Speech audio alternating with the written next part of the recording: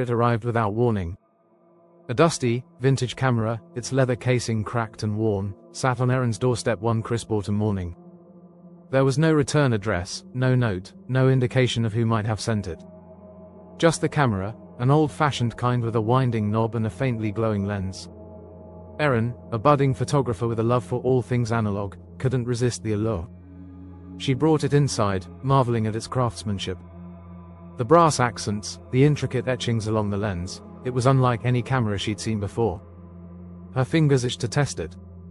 Setting the camera on her cluttered desk, she loaded it with film from her personal stash and positioned it toward her living room. The first click of the shutter sent a chill through her, as if the air had been sucked from the room. She shook off the feeling and developed the photo in her darkroom later that evening. The image was off. Her living room appeared as it should, but her shadow, it was wrong. In the photo, it stretched unnaturally long, curling around the edges of the frame like a living thing. She chalked it up to a flaw in the lens, or perhaps her imagination playing tricks on her. Curiosity drove her to take more photos over the next few days. She photographed her friends, strangers in the park, her cat.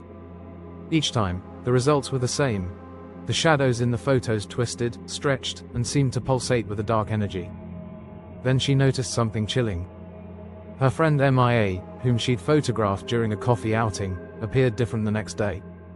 Erin couldn't pinpoint it at first, but then it hit her: Mia's shadow was gone. No matter where she stood, no matter the lighting, there was no shadow cast. MIA herself seemed dimmer. Her once bright personality felt muted, as though something vital had been drained from her. Erin's stomach twisted with dread. She flipped through the other photos she'd taken. Every person she had captured was now missing their shadow. Panic set in as she scoured the internet for answers. Late into the night, she stumbled upon a thread buried deep in an online forum, the Shadow Collector.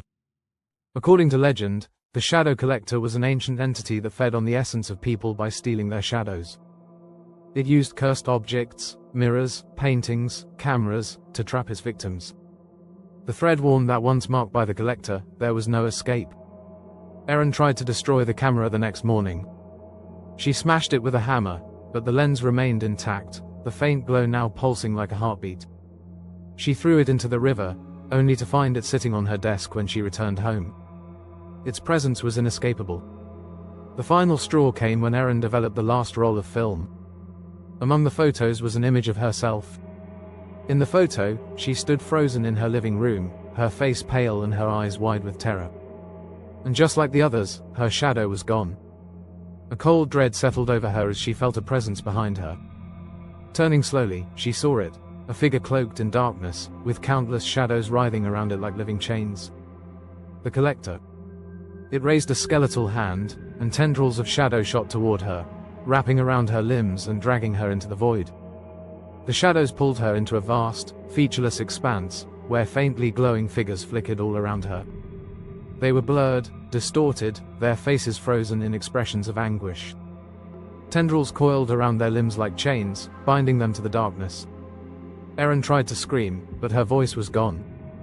She felt the weight of the collector's presence as it loomed over her, holding the camera aloft. The glowing lens pulsed with an unnatural rhythm, drawing her essence into its depths. Piece by piece, her memories, her thoughts, her very soul, were drained into the light. The last thing she saw before her consciousness faded entirely was her shadow, writhing and screaming silently, being added to the collector's swirling mass. Weeks later, the camera appeared on another doorstep. A courier placed it carefully on the mat, the lens glinting in the morning sun, waiting for its next victim.